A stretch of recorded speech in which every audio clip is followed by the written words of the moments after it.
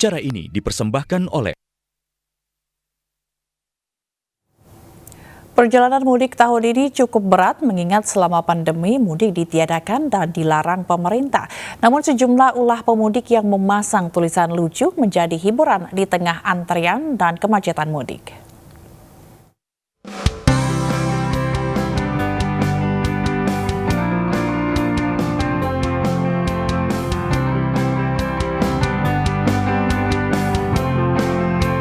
Perjalanan mudik tahun ini cukup berat. Jutaan pemudik memadati jalur mudik untuk pulang ke kampung halaman merayakan Lebaran bersama orang tersayang. Namun di tengah kepenatan antrean dan kemacetan mudik, terselip hiburan dari aksi dan ulah pemudik motor. Entah iseng atau sengaja curhat, pemudik motor tujuan Lampung ini membawa boneka lengkap dengan tulisan lucu dan menghibur. Boneka beruang yang cukup besar ini pun sontak menjadi hiburan bagi pemudik lainnya. Di tengah kepadatan penumpang, dirinya mampu menarik perhatian pemudik lainnya untuk bersuah foto. Oh, itu kok tulisannya ayang itu apa itu, Bang? Ya karena nggak ada ayang, Bang. Oh, lagi nggak ada ya? Jadi mudiknya sendirian ya? Itu ayangnya, ya nemenin. Ini punya inspirasi begitu, gimana itu, Bang? Ya supaya menyemangati pemudik lah. Oh, ya. Hal serupa juga terjadi di kawasan Kalimalang, Bekasi, Jawa Barat. Sejumlah pemudik motor memasang tulisan lucu di belakang motor mereka. Tulisan lucu ini sukses menghibur pengguna jalan lainnya. Meski menghibur, para pemudik motor tetap diimbau mematuhi aturan lalu lintas dan tidak membawa barang dalam jumlah berlebihan, yang justru bisa memicu kecelakaan lalu lintas.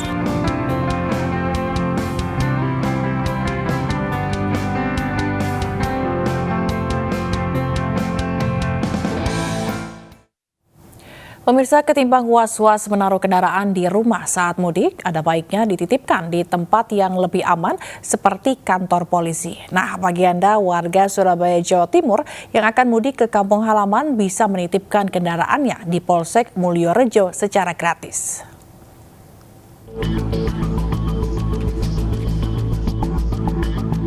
Deretan kendaraan yang terparkir di halaman Mapolsek Mulyorejo, Surabaya ini bukanlah hasil sitaan kasus pencurian kendaraan bermotor. Kendaraan-kendaraan ini merupakan milik warga Surabaya yang sengaja dititipkan karena ditinggal mudik Lebaran. Agar aman dan tenang saat ditinggal mudik Lebaran, Polsek Mulyorejo mempersilahkan warga Surabaya menitipkan kendaraannya. Terlebih, penitipan kendaraan ini tidak dipungut biaya alias gratis hingga pemudik pulang dari kampung halaman. Kantor Polsek Mulyorejo ini bisa menampung hingga 15 mobil dan puluhan sepeda motor.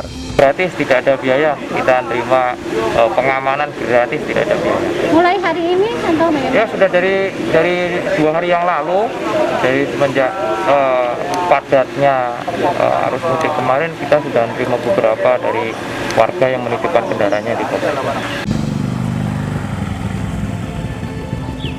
Untuk menitipkan kendaraannya, warga cukup menunjukkan KTP serta surat-surat kepemilikan kendaraan.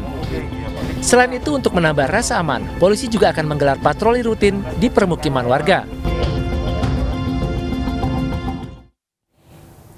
Berbagai cara dilakukan masyarakat untuk dapat mudik ke kampung halaman. Seorang pria asal Jakarta Utara bahkan rela mudik ke Sukoharjo, Jawa Tengah menggunakan sepeda.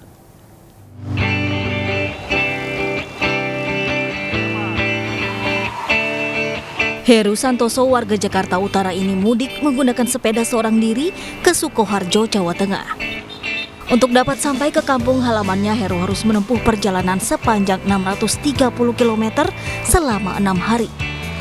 Bahkan tahun ini, Heru terpaksa harus berlebaran di jalan karena cuti yang ia dapat terlalu dekat dengan Hari Raya Idul Fitri. Heru mulai berangkat pada tanggal 28 April kemarin dan diperkirakan akan sampai tanggal 4 Mei nanti. Ini merupakan ketiga kalinya Heru mudik menggunakan sepeda. Heru pertama kali mudik menggunakan sepeda pada tahun 2018 dan kedua kalinya di tahun 2019. Kalau per hari sih rata-rata mungkin sekitar 100 kilo lah. Dengan kecepatan sekitar 20-25. Ya santai aja lah, dinikmati. Memang hobi bersepeda. Sensasi mudik menggunakan sepeda membuat Heru ketagihan. Dengan mudik menggunakan sepeda, ia bisa mengabadikan momen di setiap kota yang disinggahi, serta banyaknya komunitas sepeda yang menyambutnya. Dari Subang, Jawa Barat, Yudi Hariawan Juanda, iNews melaporkan. Gubernur DKI Jakarta Anies Baswedan mengatakan masyarakat bisa sholat Id di Jakarta International Stadium. Stadion baru kebanggaan warga Jakarta ini siap menampung ribuan jemaah sholat Id. Alhamdulillah, kita hampir sampai di hari Nan Fitri. Kemenangan insya Allah tinggal selangkah lagi. Mari kita rayakan dengan bersyukur atas nikmatnya yang tak pernah bisa diukur. Sekaligus kami kabarkan, Jakarta International Stadium siap untuk menyambut jamaah sholat Idul Fitri pada 1 Syawal ini. Di tempat itu kita akan berzikir, kita akan mengagungkan takbir. Di mahakarya kota ini kita akan bersujud, kita akan memohon ridho ilahi. Semoga ini menambah semarak dan menambah semangat dalam merayakan hari kemenangan dan mensyukuri keberkahan dari Allah. Sampai jumpa di Jakarta International Stadium.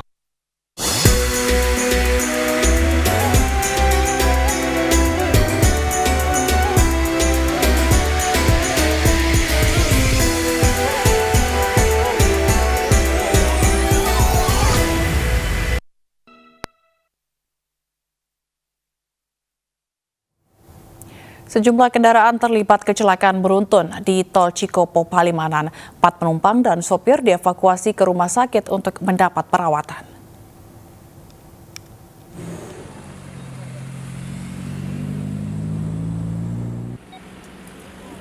Terjadi kecelakaan beruntun yang melibatkan bus angkutan umum dan sejumlah minibus pemudik di lajur cepat ruas Jalan Tol Cikopo Palimanan, kilometer 78 Purwakarta, Jawa Barat pada Sabtu siang. Oh, kedorong juga ya? Kecelakaan terjadi ketika ketiga kendaraan melaju beriringan dari arah Jakarta menuju Cirebon di tengah arus lalu lintas yang padat. Tiba-tiba minibus paling depan mengerem mendadak hingga membuat kendaraan di belakangnya tidak bisa mencegah tabrakan. Nah, kendaraan yang memicu kecelakaan beruntun kabur usai kejadian. Kita nggak nyampe, yang depan ngerem dadak, depannya yang depan persis loh, depan sendiri loh. Terus bapaknya ini juga ngerem, nggak nyampe kena depannya, cuman aku yang nggak nyampe, udah terjadi lah. Akibat kecelakaan ini kerusakan terparah dialami minibus yang berada di tengah, sedangkan 4 orang penumpang termasuk sopir minibus dibawa ke rumah sakit karena alami luka ringan. Dari Purwakarta, Jawa Barat, Irwan, iNews melaporkan. Seorang pengamen yang diduga mencopet seorang ibu yang tengah berbelanja di Pasar Induk, Brebes, Jawa Tengah babak belur di massa. Beruntung pelaku langsung diamankan polisi yang melakukan pengamanan arus mudik Lebaran.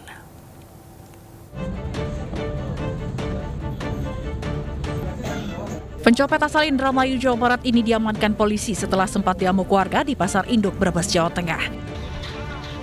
Untuk menghindari amukan warga kembali, pelaku langsung dibawa ke Mapolres Brebes, Jawa Tengah untuk dimintai keterangan. Bukan. Pelaku ditangkap lantaran mencopet seorang ibu rumah tangga dengan mengambil dompet berisi uang Rp300.000, surat vaksin, serta perhiasan emas seberat 7,5 gram yang baru dibelinya di salah satu toko emas. Dia nyenggol itu tangannya gini, tapi saya nggak ngeh, Pak. Terus dia minta, kata saya, maaf bang. Terus dia pindah lagi ke bibi saya. Bibi saya kata sayanya, maaf bang, nggak ada, udah dia jalan. Nah pas gitu dia jalan, saya mau ngambil dompet, mau bayar. Tahu-tahu dompet saya nggak ada, jadi saya inget orang itu yang nyenggol saya, Pak. Dalam modus operandinya, pelaku menabrakkan diri ke korban dan dengan cepat pelaku mengambil dompet dan tas milik korban. Untuk mempertanggungjawabkan perbuatannya, pelaku mendekam di balik jeruji tahanan Mapolres Brebes. Dari Brebes, Jawa Tengah, Unibar, iNews melaporkan. Diduga tak sabar mengantri, 2 orang pria di Kabupaten Bekasi, Jawa Barat menganiaya seorang petugas SPBU. Aksi kekerasan terhadap petugas SPBU ini pun viral di media sosial.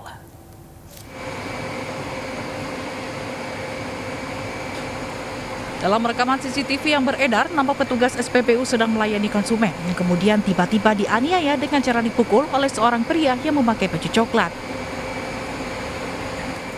Setelah pelaku melakukan pemukulan, petugas SPBU sempat bersih tegak hingga pelaku kembali melakukan penganiayaan. Bahkan rekan pelaku juga melakukan pemukulan dan menendang petugas SPBU hingga terjatuh dan luka lebam. Usai melakukan aksi penganiayaan, dua pelaku urung mengisi bahan bakar dan langsung melarikan diri. Ya udah, tiba-tiba yang pagi tadi tiba-tiba datang atau mukul, gitu kan, saya kaget gitu kan, terus katanya saya nungguin lama dari tadi, katanya, ya bang sabar, gitu kan, udah nunggu, gitu kan, dari tadi, habis ini saya dari abang, gitu, terus media datang lagi, mukul sebelah kanan pak. Usai korban melapor pemukulan dengan berbekal rekaman CCTV, polisi langsung menangkap dua penganiaya petugas SPBU di Cikarang Selatan, Kabupaten Bekasi, Jawa Barat. Pasal yang disangkakan 170 subsidiar 351 pasal ayat 1 dan ayat 4. Para pelaku mengaku kesal lantaran tidak dilayani korban mengisi Pertamax terlebih dahulu. Atas perbuatannya, pelaku terjerat pasal 170 dengan ancaman 5 tahun penjara. Dari Kabupaten Bekasi, Jawa Barat, Didit Junaidi, iNews melaporkan. 2 tahun tidak pulang kampung saat Lebaran, seorang tersangka kasus pemerkosaan yang menjadi daftar pencarian orang atau DPO ditangkap di rumahnya oleh Polres Rembang, Jawa Tengah.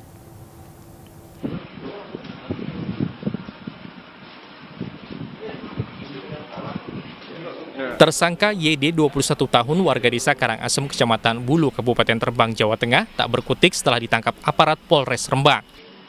Pelaku ditangkap lantaran terlibat dalam kasus pemerkosaan terhadap korban yang masih berusia 16 tahun pada tahun 2020. Peristiwa ini berawal pelaku dengan korban yang saling kenal melalui media sosial, bertemu dan bepergian ke kota Rembang, hingga akhirnya pelaku memaksa korban untuk melayani nafsu bejatnya di dalam kamar sebuah tempat pencucian motor milik temannya hingga kabur ke Kalimantan. Kelurahan Leteh, dia menjumpai bekas cucian yang ada kamarnya itu. Nah, disitulah dipaksa untuk melakukan persetubuhan. Karena dia berontak tidak bisa, dan akhirnya dia pasrah. Pelaku dijerat Undang-Undang Perlindungan Anak dengan ancaman hukuman maksimal 15 tahun kurungan penjara. Dari Rembang, Jawa Tengah, Musyafa, iNews melaporkan. Seorang DPO residivis kasus begal yang dikenal licin dan kerap berpindah-pindah tempat akhirnya berhasil diringkus polisi. Istri pelaku menangis histeris memohon agar sang suami dibebaskan.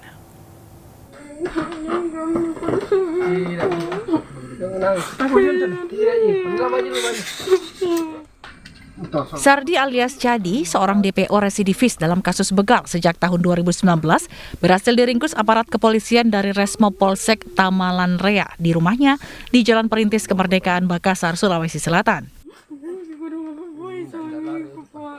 Pelaku ditangkap saat tengah tertidur pulas tanpa perlawanan. Mengetahui penangkapan suaminya, istri pelaku menangis histeris memohon agar sang suami dibebaskan.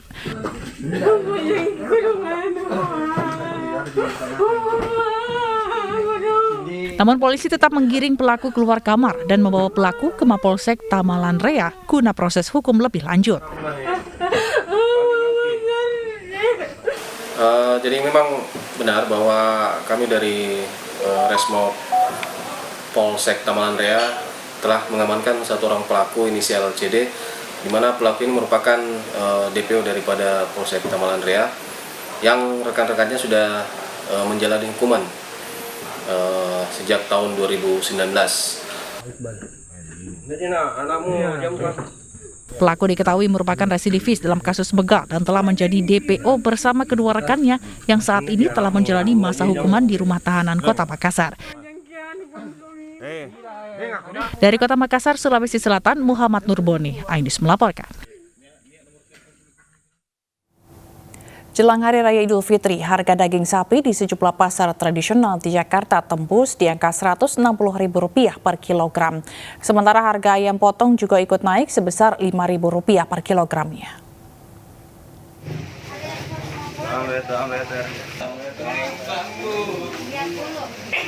Jelang Lebaran, daging sapi di Pasar Cikini Menteng, Jakarta Pusat naik hingga Rp160.000 per kilogramnya, dari sebelumnya Rp145.000 per kilogramnya. Harga daging ayam potong juga naik Rp5.000 yang semula dari Rp30.000 menjadi Rp35.000 per kilogramnya. Sementara ukuran ayam besar dari Rp70.000 menjadi Rp75.000 per kilogramnya. Selain daya beli yang lemah, warga yang mudik juga membuat omset penjual daging sapi menurun. Sedikit ini sekali naiknya, pokoknya kan ada 10.000, 15.000 naik. Penjualan sih dibilang merosot, agak menurun lah sedikit, nggak seperti tahun kemarin kan. Harganya bervariasi, ada yang 35, paling kecil 35, sampai harga 75. Sebelumnya Bu jual berapa Bu? Biasanya jualnya 42, jualnya yang 35 itu jualnya 30, karena naiknya 5.000 1 kilo naiknya.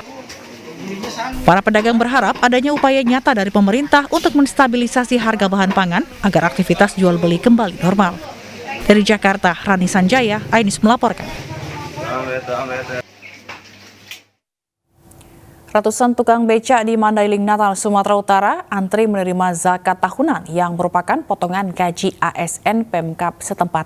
Sementara di Jombang, Jawa Timur, antrian sepanjang 3 km terjadi saat ratusan tukang becak mengantri zakat dari seorang kepala desa.